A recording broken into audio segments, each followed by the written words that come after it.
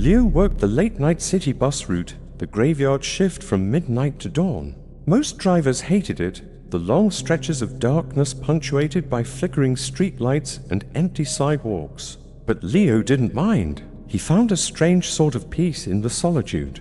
The bus, his little metal box on wheels, became his sanctuary, gliding through the silent, sleeping arteries of the city. On clear nights, it was just him, the hum of the engine, and the occasional raccoon darting across the road. It was peaceful, predictable, a gentle rhythm to end his day. But then there were the rainy nights. On rainy nights, the city transformed. The streets glistened like obsidian, and the world outside his windows blurred into a watercolor painting of neon and shadow. And on these nights, the passengers came. They weren't the usual crowd of tired shift workers or late-night revelers. They were different. They would appear at the stops like apparitions, materializing from the downpour, ghost silent and soaked to the bone. They never spoke, never made eye contact. They'd pay their fare with damp, cold coins, find a seat and stare out at the rain-streaked glass. Their faces unreadable. They were just temporary ghosts borrowing a ride through the storm. And by the time the sun threatened the horizon, they were gone. Leo had gotten used to them. He never questioned it. It was just part of the rainy night on the late shift package. Tonight, however, was different. The rain wasn't just falling, it was a deluge. A relentless drumming against the roof of the bus that drowned out even the sound of the engine. It was the kind of night that felt heavy, like the air itself was saturated with secrets. Leo was nearing the end of his route, pulling up to the very last stop, a desolate corner under a single, sputtering street light. Usually, this stop was empty. No one ever got on or off here, especially not in a storm like this. But tonight, a figure stood there, a lone woman waiting patiently in the torrent. As the bus hissed to a stop and the doors folded open, she climbed the steps. She moved with a slow, deliberate grace that was unnerving. Water cascaded from her clothes, forming an instant puddle on the rubber floor. Her skin was incredibly pale, almost translucent under the bus's dim interior lights, and her dark hair was plastered to her face, obscuring her features completely. She didn't say a word, didn't even lift her head. She simply glided past him, a silent, dripping spectre, and took a seat in the very last row, as far away from him as possible. The doors closed, sealing them inside together. Leo drove on, the rhythmic thump-thump of the windshield wipers counting out a nervous beat. The bus was now officially out of service, heading back to the depot. He was alone with his final, silent passenger. Every few minutes, his eyes would dart to the large rear-view mirror above his head. He'd see her shape back there, a dark silhouette against the rain-lashed rear window. She didn't move, not a twitch. Didn't blink, didn't shift in her seat, didn't even seem to be breathing. It was as if she were a statue carved from ice and shadow. The stillness was more unsettling than any movement would have been. He tried to shake it off. Just another strange passenger on a strange night. He'd seen weirder. He checked his watch. 10 more minutes to the depot. He focused on the road, on the familiar turns and the traffic lights that blinked pointlessly for an empty city. After a few minutes passed, he glanced in the mirror again. His heart gave a sudden, sharp jolt. She wasn't in the back row anymore. She was now sitting 3 rows closer. He hadn't heard a thing. No footsteps, no rustle of wet clothing, no creak of a seat. Nothing. She had moved with the silence of a thought, appearing in the new seat as if she'd been there all along. She was still in the same posture, head down, hair hiding her face, completely motionless. A cold prickle of sweat traced its way down Leo's spine. The rational part of his brain screamed that he must have just been mistaken, that she'd moved while he was looking at the road. But the primal, instinctual part of him knew better. He hadn't heard a thing. He gripped the steering wheel, his knuckles turning white. Okay, stay calm. There has to be a logical explanation. Maybe the rain is just getting to you. He decided to assert some control, to break the suffocating silence. He cleared his throat, his voice coming out a little shakier than he intended. "Miss," he called out, his eyes fixed on her reflection in the mirror. "Miss, do you have a ticket? You didn't show me one when you got on." No answer, not a flicker of acknowledgement. The only sound was the relentless rain and the wipers. He waited, his breath held tight in his chest. Nothing. She remained perfectly still, a silent rebuke to his attempt at normalcy. Okay, this was officially moving from strange to terrifying. He drove on, his focus no longer on the road but on the dark shape in his mirror. He tried not to look, he really did, but his gaze was drawn back to it like a moth to a flame. He passed another stop, the familiar green shelter looming out of the darkness and then receding. He forced himself to count to 10 before he looked in the mirror again. 1, 2, 3. His heart hammered against his ribs. 8, 9, 10. He looked, and his blood ran cold. The seat she had been in was empty. For a split second, a wave of relief washed over him. Maybe she'd gotten off. Maybe he'd imagined the whole thing. But he knew the doors hadn't opened. And then he saw her. She wasn't gone. She was right behind him, in the seat directly behind the driver's partition. So close. He could hear her now. A soft, wet sound. The sound of slow, deliberate breathing like water being drawn from a deep, cold well. The air around him dropped several degrees, chilling him to the bone. The faint scent of rain and something else, something like damp earth and decay, filled the small space. He was frozen. He didn't dare turn around. He could feel her presence behind him, a heavy, oppressive weight. Every hair on his body stood on end. Who was she? What did she want? His mind raced, scrambling for an escape for any rational thought, but all he could find was pure undiluted terror. The depot was just a few blocks away. Just a few more blocks. He could make it. He just had to keep driving. Don't look back. Don't engage. Just drive. But the silence stretched, thick and unbearable, broken only by that soft, wet breathing just over his shoulder. He couldn't take it anymore. The not knowing was worse than anything he could imagine. With a resolve born of desperation, he began to turn his head, slowly, mechanically, every muscle screaming in protest. He braced himself for what he might see. A monster, a ghost, a madwoman. He turned, and the seat was empty. For a dizzying moment, Leo just stared at the vacant, worn-out vinyl dot empty. She was gone. A choked, hysterical laugh bubbled up in his throat. He exhaled, a long, shuddering breath of pure relief. It was all in his head. The rain, the late hour, the stress, it had all conspired to create a waking nightmare. He was losing it. He chuckled again, the sound hollow and strange in the empty bus. He turned back to face the front, a wide, shaky grin plastered on his face. He was safe. It was all over. And then, a whisper brushed against his right ear. So close, it felt like it was spoken from inside his own head. A soft, feminine voice dripping with an ancient cold. You finally see me. In that instant, everything died. The powerful diesel engine sputtered and went silent. The headlights, the interior lights, the dashboard, everything blinked out, plunging the bus into absolute, suffocating darkness. The only light came from the distant, indifferent streetlights, casting long, skeletal shadows through the windows. A heavy, final-sounding thud echoed through the bus. Clunk, clunk. He recognized the sound instantly. The pneumatic doors locking themselves from the inside. Panic seized him in its icy grip. He fumbled for the door controls, his hands shaking too much to find them in the dark. He slammed his fist against the button, but nothing happened. He was trapped. The silence that followed was absolute, deeper and more profound than any silence he had ever known. And in that silence, he looked up. He saw a reflection in the dark, rain-streaked windshield. It wasn't his own. It was her face, hovering just over his shoulder. Her hair was no longer covering it, and she was smiling. Thanks for watching. If you enjoyed this story, don't forget to hit that like button, subscribe to the channel, and ring the notification bell so you never miss another descent into the darkness. We'll see you in the next one. Every night, like clockwork, it began. 3:12 a.m. Mia would be pulled from the fragile edges of sleep by the sound. It wasn't loud, it wasn't frantic or demanding. It was just 3 slow, deliberate taps on her bedroom door. Knock, knock, knock. She'd lie there, heart hammering against her ribs, staring at the painted white wood of the door, waiting. The house was always silent otherwise. Her parents were asleep downstairs, a fact she confirmed the first few nights. She knew they never came up this late. They wouldn't, so who was it? Or, more terrifyingly, what was it? At first, she tried to ignore it.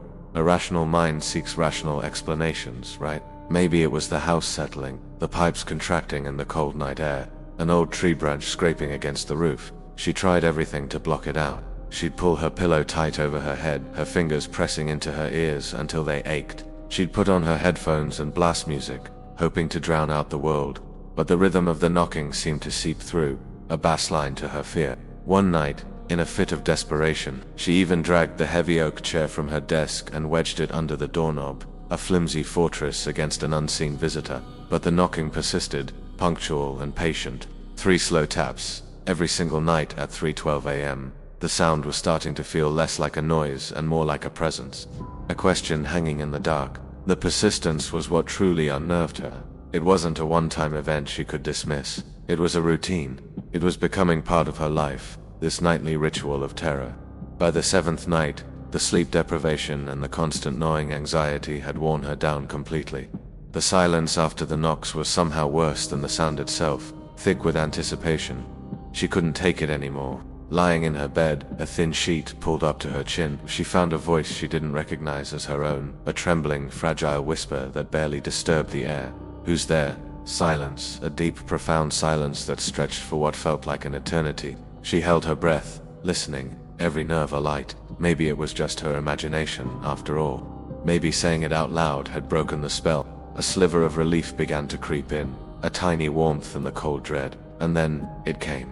A voice from the other side of the door. It wasn't a shout, or even a normal speaking voice. It was a dry, raspy whisper, like dead leaves skittering across pavement, a sound that didn't belong in her house. It said, "You let me in last time." The words hit Mia like a physical blow, sucking the air from her lungs.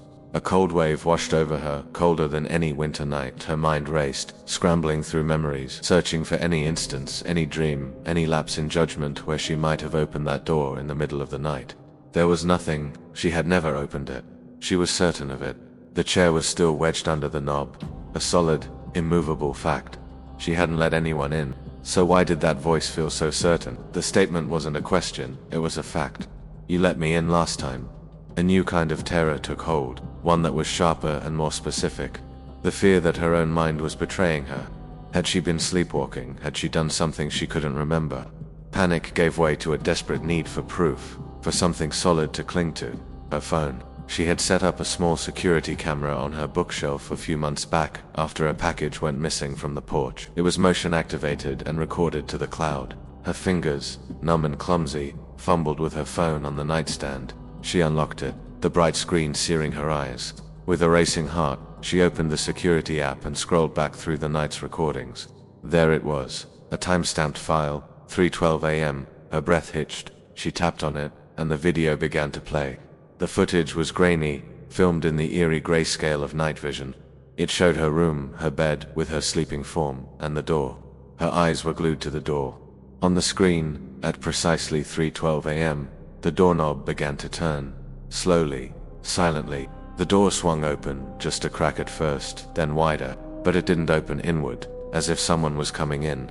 It opened outward, into the dark hallway, and then, from the inside of her room, a figure emerged. It was tall and unnervingly thin, a contorted silhouette that seemed to unfold itself from the shadows near her closet. It moved with a strange, disjointed grace, stepping out of her room and pulling the door shut behind it. Mia's blood ran cold. She stared at the screen, her mind refusing to process what she was seeing. She looked from the phone to the real door. The heavy oak chair was still there, wedged firmly under the knob. It hadn't moved an inch. The door hadn't opened. The lock hadn't clicked. Her frantic check of the video confirmed it. The chair on the screen was just as stationary as the one in her room. The video showed the door opening, but reality showed it hadn't moved at all. The logic crumbled. It was impossible. The door hadn't opened. The chair never moved, which meant the video wasn't showing someone coming in or going out. It was showing something that had already been inside with her. The whisper echoed in her head. "You let me in last time." The chilling realization dawned on her. It didn't need her to open the door to get in. It needed her to open the door to get out. That night, as the clock on her phone ticked past 3:11, Mia lay paralyzed in her bed, not daring to breathe. She listened, her ears straining in the oppressive silence. She waited for the familiar 3 taps on the wood of the door. 3:12 a.m. arrived. but there was no sound from the door. A moment of confused relief washed over her. Had it gone? Was it over? And then she heard it. It was close, so much closer, not from the hallway, not from the door, it was coming from right below her. Knock, knock, knock from under her bed. Thank you for watching. If this story sent a chill down your spine, don't forget to hit that like button and subscribe for more tales from the shadows. And tell us in the comments, what would you do if the knocking came from under your bed? Stay safe, and always check the shadows. The hum of the old fluorescent lights was the only sound Evan had for company. Night shifts at the motel were usually like this: long, slow, and quiet. Tonight was no different. Only one car had pulled into the gravel lot, a beat-up sedan with a single occupant. A man, quiet and unassuming, had walked in, paid in cash, and asked for room 203. He didn't say much, just took the key and disappeared up the creaky outdoor staircase. Hours ticked by. The clock on the wall read to 39 a.m.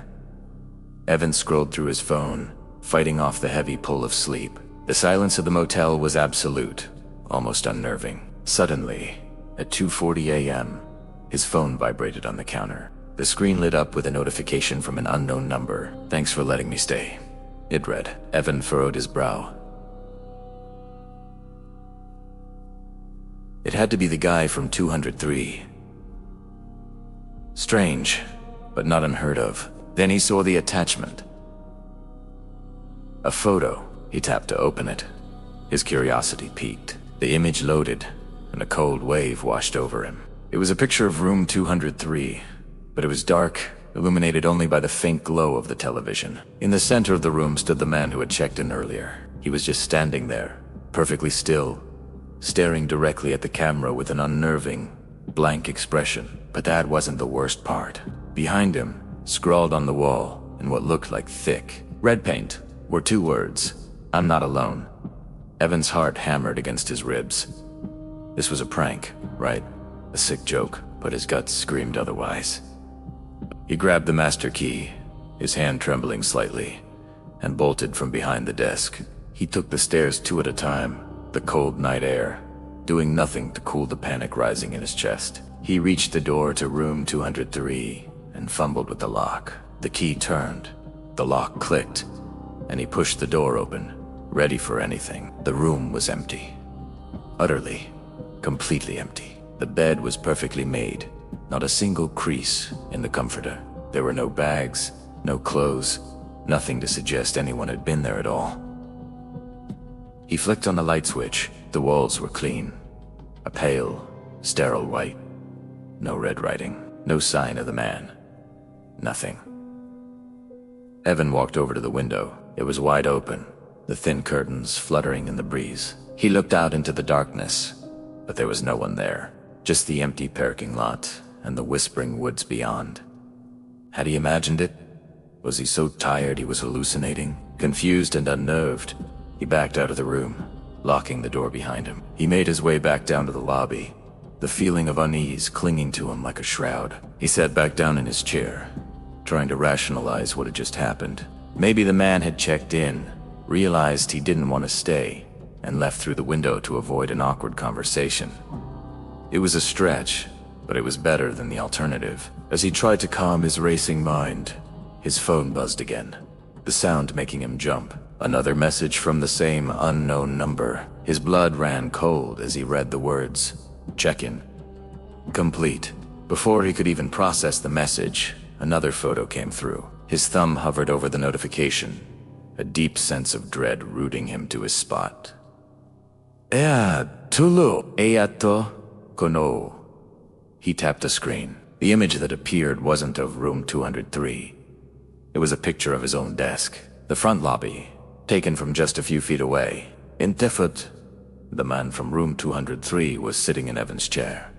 The very chair Evan was sitting in right now. The man was looking at the phone, a wide, predatory smile stretching his face. Evan's breath hitched. His eyes darted around the empty lobby. He slowly, hesitantly, looked behind him, his neck muscles screaming in protest. The chair was empty. There was nothing there. A wave of relief, so powerful it almost made him dizzy, washed over him. It was just a photo. A terrifying, impossible photo. But just a photo. He let out a shaky breath and looked back at his phone screen, at the smiling man in his chair. And that's when he noticed it. The man wasn't alone in the photo. There was someone else in the frame, standing just behind the chair. A figure, barely visible, with its face lost in the shadows. A floorboard creaked behind him. It wasn't the old building settling. It was a deliberate, heavy sound. The air grew cold, and the hum of the lights seemed to die away, replaced by an oppressive silence. Evan didn't need to look at the photo again. He didn't need to turn around. He knew, with a certainty that chilled him to the bone, that his chair was no longer empty. The man from the photo was still in the room, and he was standing right next to him.